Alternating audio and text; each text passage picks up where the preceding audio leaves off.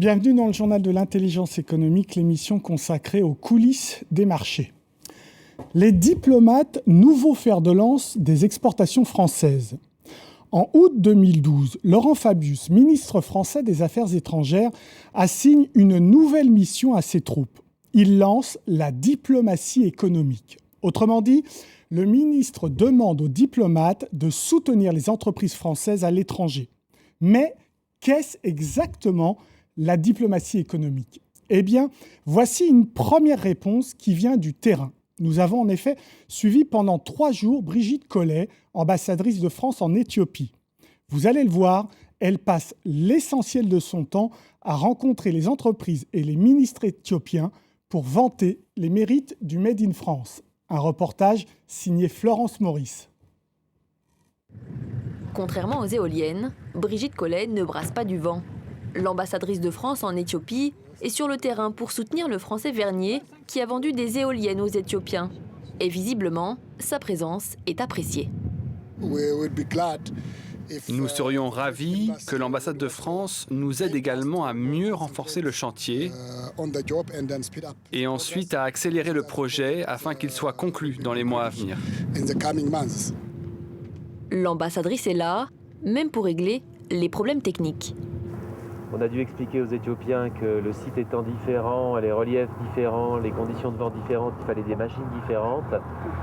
On a eu l'appui de l'ambassade pour discuter auprès des autorités éthiopiennes et surtout auprès d'EPCO afin de faire passer cette variation du contrat pour l'installation de machines différentes, mais de machines françaises, puisque ce sont des machines Alstom.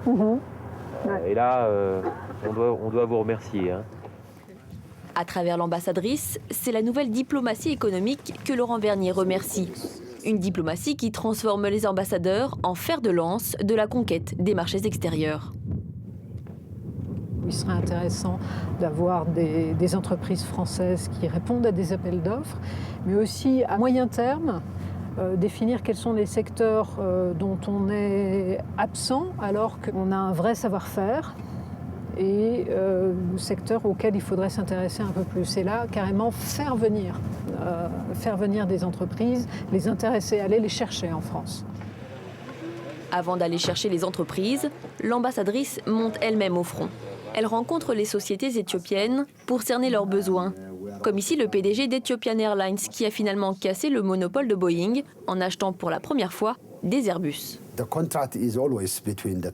Un contrat s'établit toujours entre 2 entreprises. La mission diplomatique peut intervenir en rapprochant les différentes parties pour travailler ensemble et pour proposer des incitations pour chacune des parties.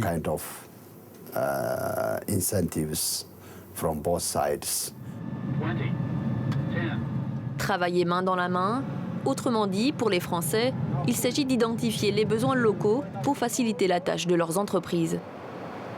Comme par exemple, impliquer l'Agence française du développement dans le financement de ce centre de formation des pilotes en pleine construction. On participe quand même beaucoup à la création d'un environnement favorable. Il est possible que l'Agence française de développement, à nouveau avec cette fois un partenaire allemand, propose un prêt pour la construction de leur nouveau terminal de fret. Voilà, donc la France est dans le paysage et ça c'est très important. Certes, la France est dans le paysage, mais à quel rang? Dans les télécoms, les Chinois sont omniprésents, leurs moyens illimités. Il y a un rouleau compresseur chinois qui est considérable. En particulier, ce n'est pas tellement grâce au prix, il me semble, prix pratiqué. Je parle en général pas spécialement, mais c'est les financements. C'est vrai qu'apporter des financements à peu près gratuits pendant 5 ans, et ensuite des taux, on ne sait pas faire. Un sentiment confirmé par le ministre éthiopien des télécommunications, qui trouve un peu timorée la présence française, comparée à celle des Chinois. Ce qui compte plus que tout, ce n'est pas la relation que nous avons avec la France ou avec la Chine, mais la stratégie que suit chaque gouvernement. La Chine, comme vous le savez, est très agressive, et pas seulement en Afrique, mais partout dans le monde. Alors la France doit-elle sortir ses griffes? L'ambassadrice va en discuter avec les entrepreneurs français. Aujourd'hui, c'est la première réunion du Conseil économique qui regroupe les diplomates et les chefs d'entreprise. Une réunion stratégique et confidentielle, mais l'ambassadrice accepte de nous en rapporter la teneur. Il regrette que les financements publics européens, bien souvent, ne sont pas liés. Contrairement au financement asiatique. Ça, c'est un point très fort. Ne sont pas liés, c'est-à-dire ne peuvent pas être accordés à la condition que ce soit une entreprise européenne qui soit choisie.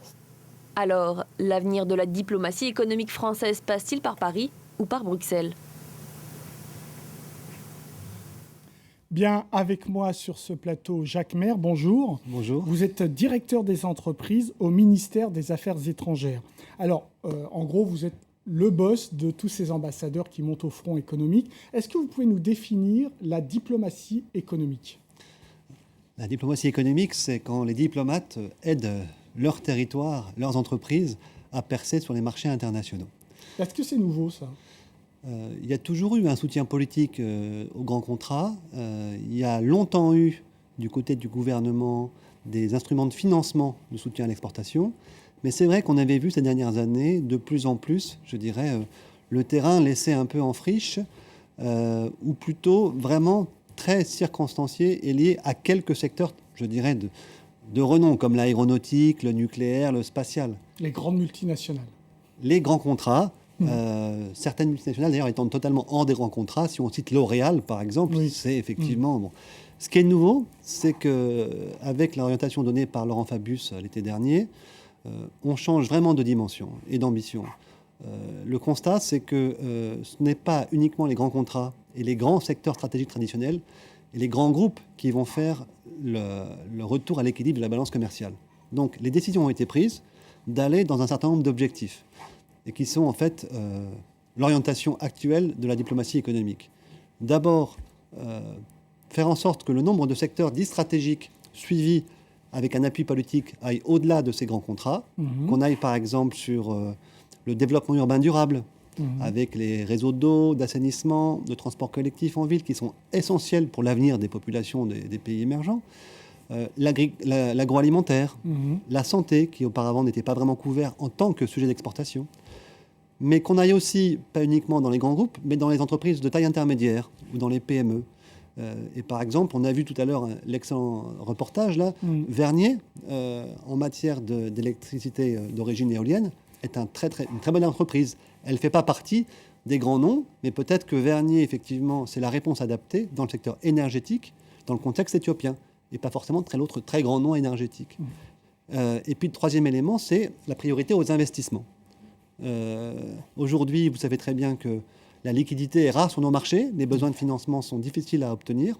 Les entreprises françaises ont des problèmes de fonds propres, et donc il faut utiliser de plus en plus les ressources existantes à l'étranger pour refinancer les entreprises françaises, mais aussi les projets français à l'étranger. Mais alors, ce qu'on voit bien dans ce reportage, c'est que justement, on n'est pas bon, enfin que la France n'est pas bonne par rapport aux investissements et surtout au financement de ces investissements, par rapport à une Chine qui est très agressive. Comment vous aidez vos entreprises dans ce cas-là ?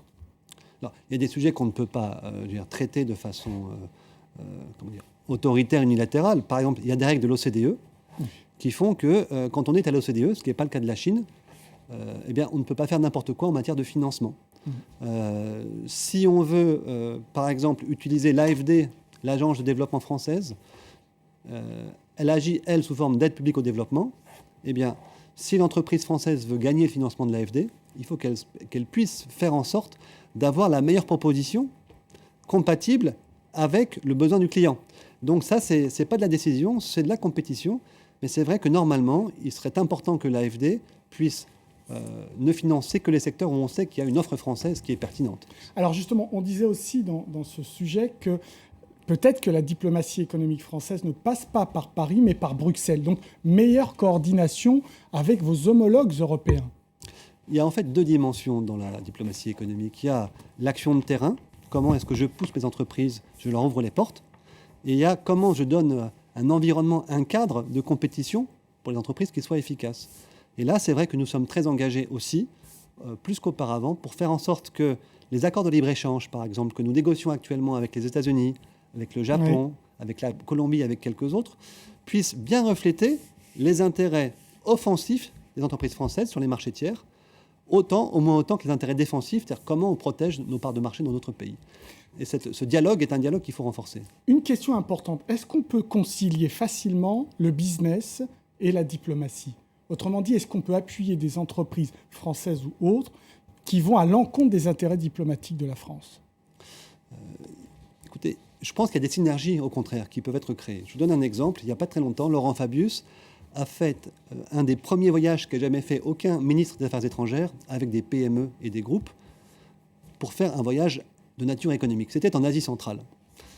Vous avez en Asie centrale une situation un peu paradoxale dans laquelle les gouvernements sur place sont relativement isolés au plan politique, mais sont très courtisés au plan économique parce qu'ils ont des grandes ressources gazières. Eh bien, quand vous arrivez en tant que politique pour avoir un dialogue ouvert, franc avec les gouvernements, vous pouvez à la fois arguer de cette espèce de désenclavement politique, il y a un dialogue, pour justement faire en sorte aussi que vos entreprises soient présentes sur leur marché. Et ça a très très bien marché. Il y a quelques semaines, par exemple, on a ouvert les portes de façon assez rapide à des entreprises comme Dresdner Rand sur le secteur des compresseurs, à des entreprises comme Poma, par exemple, sur le secteur des transports par câble. On voit que dans beaucoup de pays, notamment ceux dans les pays émergents dans lesquels la dimension politique est importante, l'accès au marché important se fait par le politique.